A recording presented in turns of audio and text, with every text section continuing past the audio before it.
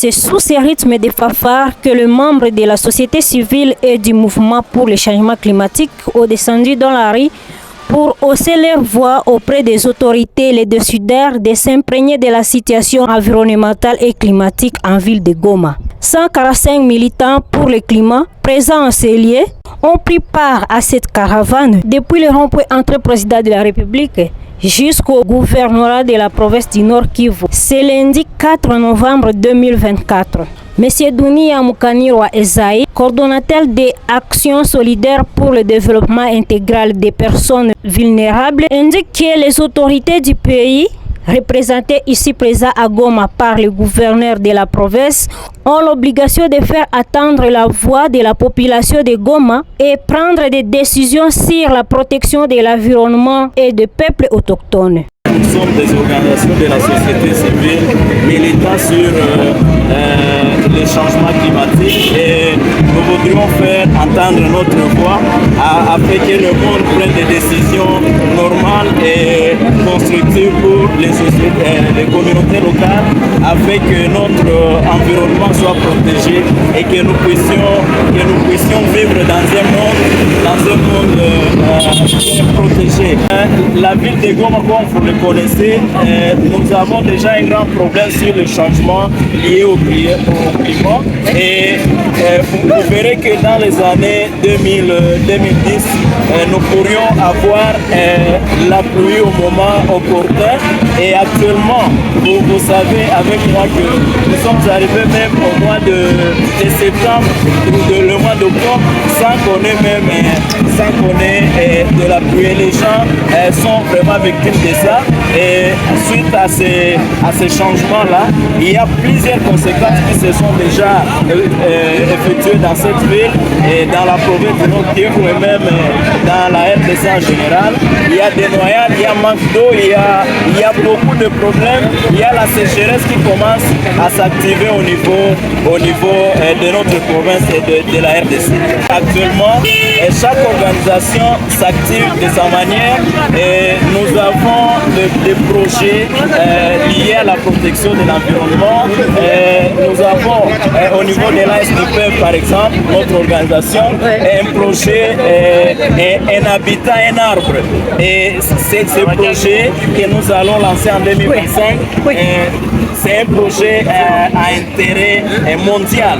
C'est pourquoi nous en appelons aux décideurs. Et si vous voyez même notre itinéraire, c'est aller au gouvernorat rencontrer l'homme décidé de la province afin qu'il puisse décider sur ces changements climatiques. Pourquoi pas mobiliser les ressources nécessaires pour continuer à lutter contre les changements climatiques. Cependant, Fortune Zourawa de Allen Plus, jeune fille et militant pour le changement climatique, parce que la présence de la femme dans cette cause est très nécessaire. La femme et les enfants sont les premières victimes directes du changement climatique dans le monde entier et surtout en RDC. Elle appelle toutes les femmes à hausser la voix et de s'unir à eux dans cette lutte pour trouver une solution durable en RDC et sur toute la ville de Goma. Poser un mémo au niveau du gouvernorat pour réclamer la justice climatique. Que oui, la femme peut hausser la voix pour la cause du climat parce qu'elle est aussi affectée des les changements climatiques d'aujourd'hui. En tant qu'une femme, je suis là pour plaider la cause des femmes parce que d'ailleurs ce sont les femmes qui devaient venir se plaindre et plaider pour ça parce que ces effets de ces changements climatiques, ça affecte beaucoup et bon nombre de gens, les femmes et les enfants. Ce sont les femmes, si vous pouvez voir et vous pouvez faire les statistiques, ce sont les femmes qui restent beaucoup avec les enfants à la maison, dans la rue, puiser de l'eau sous le soleil à Kabla, laisser les enfants auprès des eaux stagnantes.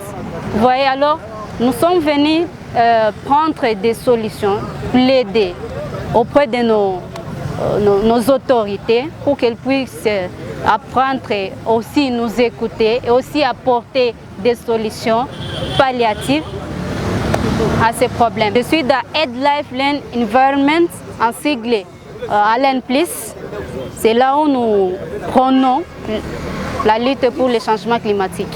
et mémorandum signé par SA45 Mouvement pour le changement climatique a été lu et remis entre les mains des représentants du gouverneur de la province du Nord Kivu, chargé de la taxation de le carbone. Déclaration conjointe des caravanes africaines pour la justice climatique. Nous, mouvement de communautés affectés par la crise climatique, organisations de jeunesse et de la société civile et des activistes de longue date, appelons à la justice climatique pour l'Afrique à travers le mouvement de la caravane africaine pour la justice climatique. Reconnaissons que le changement climatique constitue une menace importante pour l'ensemble de la planète, mais plus particulièrement pour le continent africain. Inondations, feux de forêt, vagues de chaleur, sécheresse, cyclones, élévation de niveau de la mer. Le changement climatique cause des dommages irréversibles aux populations africaines, où des jeunes filles se voient privées de leur éducation, où elles doivent s'occuper d'autres personnes à la suite des catastrophes climatiques. Considérant les violations de droits des peuples autochtones qui voient leurs terres accaparées et leurs ressources naturelles exploitées à grande échelle par des grandes entreprises internationales avec l'approbation des autorités nationales. Agissant en accord avec le mandat du mouvement de la caravane africaine pour la justice climatique, pour faire remonter les appels des communautés impactées concernant leurs besoins en matière d'adaptation et de résilience climatique, leur fonctionnement et les solutions envisagées dans le secteur de l'agriculture, de l'eau ou de l'énergie.